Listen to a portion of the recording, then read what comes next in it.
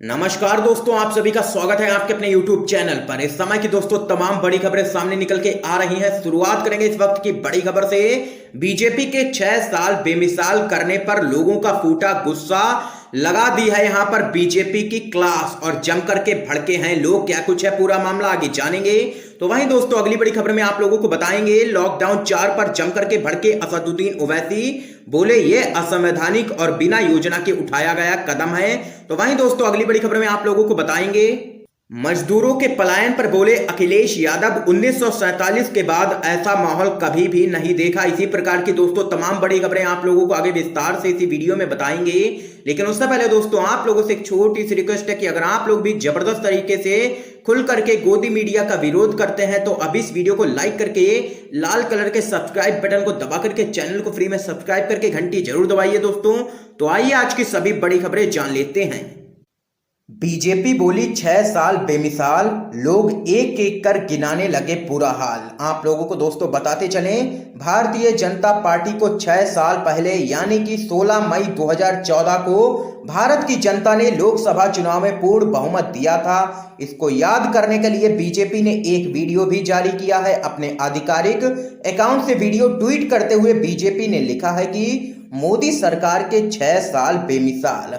भाजपा के यह ट्वीट करते ही यूजर्स काफी नाराज हो गए और एक एक कर उनके बुरे हाल गिनाने लगे। बॉलीवुड से लेकर के पूर्व छात्र नेताओं तक सभी ने उनके इस ट्वीट की काफी आलोचना की है। बीजेपी के इस ट्वीट पर एक यूजर ने लिखा, 24 प्रवासी मजदूर मारे गए सड़क हादसे में और इसका जिम्मेदार आखिर कौन है। इसका जिम्मेदार यहां पर सीधे तौर पर सरकार है। लगातार आए दिन ऐसी घटनाएं सामने निकल के आ रही हैं और भाजपा 6 साल बेमिसाल कर रही है। एक अन्य यूजर ने यहां पर लिखा है, पिछले 6 साल से आपकी सारी स्कीमें फेल हुई हैं। देश में सांप्रदायिकता फैली है, भ्रष्टाचार बढ़ा है, लिस्ट काफी लंबी है। एक अन्य यूजर ने यहां पर ट्वीट करते हुए कहा है कि बीजेपी के 6 साल बेमिसाल तो हैं ही, 45 साल में सबसे ज्यादा बेरोजगारी, जीडीपी को पूरी तरह से बर्बाद करके रख दिया, क्राइम बढ़ा है, महिलाओं के लिए सबसे असुरक्षित देश है, अधिकतम किसान आत्महत्याएं कर रहे हैं, मॉब लिंचिंग लगातार बढ़ती जा रही है, 23% गरीबी में वृद्धि हुई है, 68,000 crore loan right of, RBI के रिजर्व बेचे गए हैं।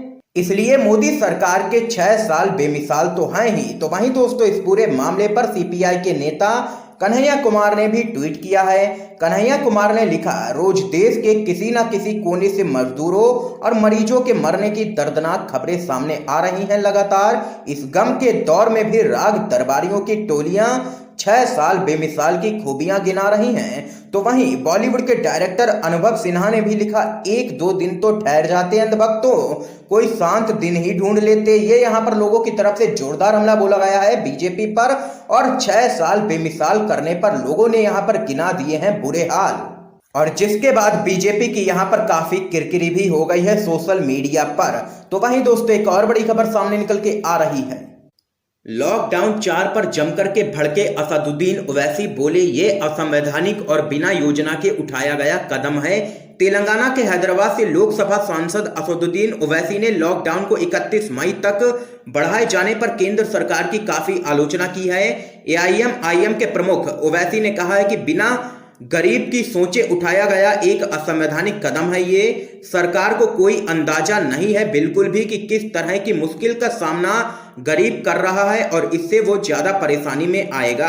आप लोगों को आगे बताते चलें, असदुद्दीन ओवैसी ने कहा है कि बिना किसी सुझाव के असंवैधानिक तरीके से लॉकडाउन को आखिरी वक्त में बढ़ाया गया, ये गरीबों के दर्द को और भी अधिक बढ़ा देगा। साथ ही इसने राज्यों को भी संकट में डाल दिया है। लॉकडाउन को लेकर के फैसला राज्यों को करना चाहिए और केंद्र को पर्याप्त वित्तीय सहायता सुनिश्चित करनी चाहिए, तब इसे संवैधानिक कहा जाएगा। लेकिन हो इसका उल्टा रहा है, केंद्र राज्यों की पैसे की मांग को भी अनदेखा कर रहा है। तो वहीं दोस्तों आप लोगों को बताते चले, लॉकडाउन के चौथे चरण को लेकर के कई विपक्षी दलों ने सरकार पर निशाना साधा है। उत्तर प्रदेश के पूर्व मुख्यमंत्री अखिलेश यादव ने ट्वीट कर लिखा, लॉकडाउन 4 के इस बद से बदतर हालात में भी प्रदेश सरकार सोच रही है कि सब कुछ नियंत्रण में है। अगर सरकार इसे व्यवस्था कहती है तो फिर उसे त्याग पत्र दे देना चाहिए।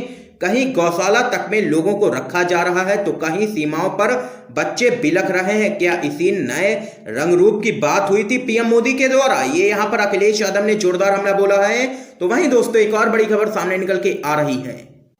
महाराष्ट्र, उद्धव ठाकरे ने विधान परिषद सदस्य के रूप में शपथ ली। सीएम बने रहने को लेकर के रास्ता हुआ साफ। यहां दोस्तों आप लोगों को बताते चलें, महाराष्ट्र के मुख्यमंत्री उद्धव ठाकरे ने विधान परिषद के सदस्य के रूप में शपथ ले ली है। इससे उन्होंने 28 मई के बाद भी राज्य के मुख्यमंत्री पद पर बने रहने की बाधा को पार कर लिया है।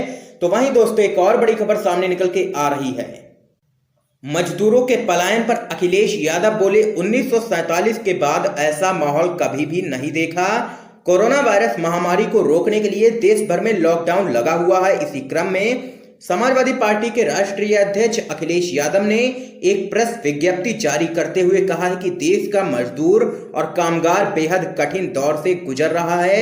1947 के बाद भारत में ऐसी स्थिति कभी भी नहीं आई है। जिनसे न्याय की उम्मीद है वही सरकारें अन्याय और असहनीय पीड़ा पहुंचा रही हैं। सपा सुप्रीमो ने कहा है कि बेसहारों पर लाठियां बरसाई जा रही हैं। यह घोर अमानवीय कृत्य है। इस संकट का जिम्मेदार कौन है? आखिर 2 महीने से केंद्र और राज्य की सरकारें क्या करती रही? यह लोकतंत्र के साथ भद्दा मजाक है। गरीब की जिंदगी पर ही लगा दे रासुका।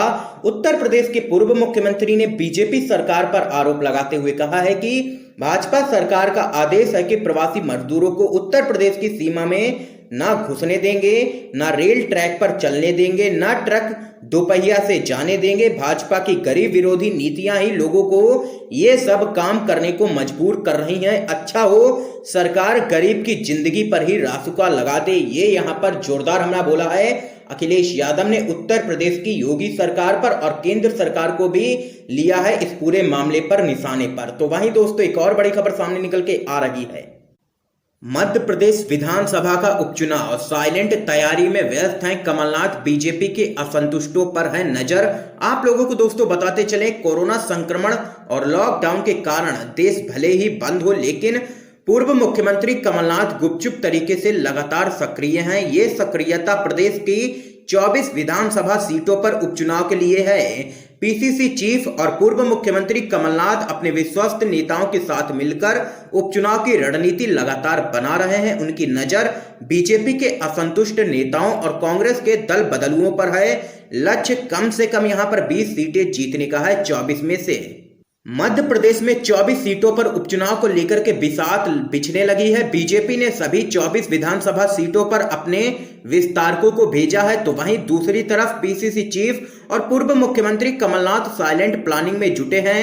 कमलनाथ गुपचुप तरीके से उपचुनाव वाले 15 जिलों में कांग्रेस के लिए लगातार रणनीति बना रहे हैं। वो लगभग हर दिन संबंधित जिलों के कांग्रेस नेताओं, पदाधिकारी और कार्यकर्ताओं से चर्चा कर रहे हैं। पीसीसी चीफ हर दिन फोन के जरिए संबंधित विधानसभा सीट के लिए चुनाव मैदान में उतरने वाले दावेदारों से भी बात कर रहे हैं। कुछ नेताओं को भोपाल बुलाकर गुपचुप तरीके से मीटिंग भी लगातार हो रही है। कमलनाथ का फोकस 24 में से 20 सीटें जीतने पर है। इसके लिए वो बीजेपी के उन नामी और असंतुष्ट चेहरों से संपर्क के प्रयास में है जो कांग्रेस नेताओं के बीजेपी में आने से भाजपा से काफी नाराज हैं।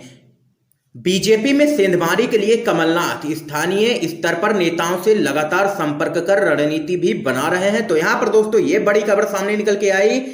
मध्य प्रदेश के पूर्व मुख्यमंत्री कमलनाथ ने 24 सीटों पर उपचुनाव में 20 सीटें जीतने का यहां पर किया है बड़ा दावा और कहा है कि 20 सीटों पर कांग्रेस काफी अच्छी मजबूत स्थिति में है और एक बार फिर से मध्य प्रदेश में कांग्रेस पार्टी की सरकार बनेगी।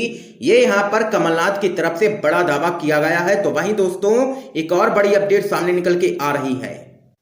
सरकार ने मनरेगा के लिए दिए 40,000 करोड़ रुपए, तो राहुल गांधी ने जताया पीएम मोदी का आभार।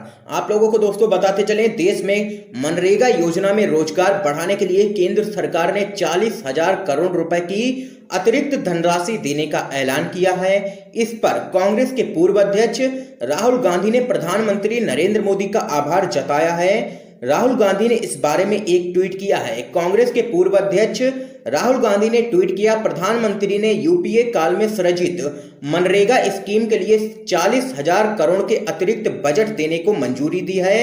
मनरेगा की दूरदर्शिता को समझने और उसे बढ़ावा देने के लिए हम उनके प्रति आभार प्रकट करते हैं, ये यहाँ पर कहना है राहुल गांधी का। तो वहीं दोस्तों एक और बड़ी अपडेट आप लोगों को बताते चलें। महाराष्ट्र के गृह मंत्री अनिल देशमुख का बड़ा दावा, प्रवासी मजदूरों को घर पहुंचाने में रेलवे ने नहीं की है कोई भी मदद। जी हां दोस्तों, कोरोना वायरस की वजह से देश भर में लगे लॉकडाउन की सबसे ज्यादा मार प्रवासी मजदूरों और गरीब कामगारों पर ही पड़ी है। काम बंद होने से इनके पास पेट पालने का संकट पैदा हो गया है, इसलिए ये प्रवासी मजदूर अपने घर लौटने के लिए मजबूर हैं। केंद्र सरकार दावा करती है कि इन मजदूरों को घर पहुंचाने के लिए श्रमिक स्पेशल ट्रेनें और बसें चला रही हैं। वित्त मंत्री निर्मला सीतारमण ने दावा किया है कि मजदूरों को घर पहुंचाने के लिए रेल टिकट का 85% खर्च सरकार उठा रही है। हालांकि महाराष्ट्र के गृह मंत्री अनिल देशमुख ने इस दावे को खारिज किया है। महाराष्ट्र के गृह मंत्री अनिल देशमुख ने कहा है कि मैं वित्त मंत्री निर्मला सीतारमण की बात से काफी हैरान हूं। जमीनी हालात की जानकारी रखने वाला कोई शख्स भला ऐसा गलत बयान क्यों देगा। मैं आपको बता दूं कि मजदूरों के लिए रेल टिकट में ना तो रेलवे मदद कर रहा है और ना ही सरकार मदद कर रही है। पूरा खर्चा राज्य सरकार अकेले उठा रही है। ये यहाँ पर बड़ा खुलासा किया है महाराष्ट्र के गृह मंत्री अनिल देशमुख ने। तो वहीं दोस्तों एक और बड़ी खबर सामने निकल के आ रही है। प्रियंका गांधी का ट्वीट, गाजियाबाद के रामलीला मैदान में जुटे हजारों मजदूर, यूपी सरकार से नहीं हो पा रही है व्यवस्था। आप लोगों को दोस्तों बताते चलें, लॉकडाउन के बीच गाजियाबाद का रामलीला मैदान मजदूरों से भरा हुआ है। अपने अपने घरों को जाने के लिए बड़ी संख्या में मजदूर रामलीला मैदान में जुटे हुए हैं। यूपी सरकार से कोई व्यवस्था ढंग से नहीं हो पाती है। यदि 1 महीने पहले इसी व्यवस्था को सुचारू रूप से किया जाता तो श्रमिकों को आज इतनी परेशानी नहीं झेलनी पड़ती। एक ट्वीट कर यह बात कांग्रेस महासचिव प्रियंका गांधी वाड्रा ने कही है। उनका कहना है कि हमने 1000 बसों का सहयोग देने की बात की, बसों को उत्तर प्रदेश बॉर्डर पर लाकर खड़ा किया तो यूपी सरकार को राजनीति सूझती रही और हमें बसें चलाने की अनुमति तक नहीं दी गई। सीएम योगी आदित्यनाथ को पत्र भी लिखा गया था। उनका यह भी कहना है कि विपदा के मारे लोगों को सहूलियत देने के लिए ना तो सरकार तैयार है और कोई मदद दे तो उससे इनकार भी ही है। ये यहाँ पर प्रियंका गांधी ने जोरदार हमला बोला है उत्तर प्रदेश की योगी सरकार पर।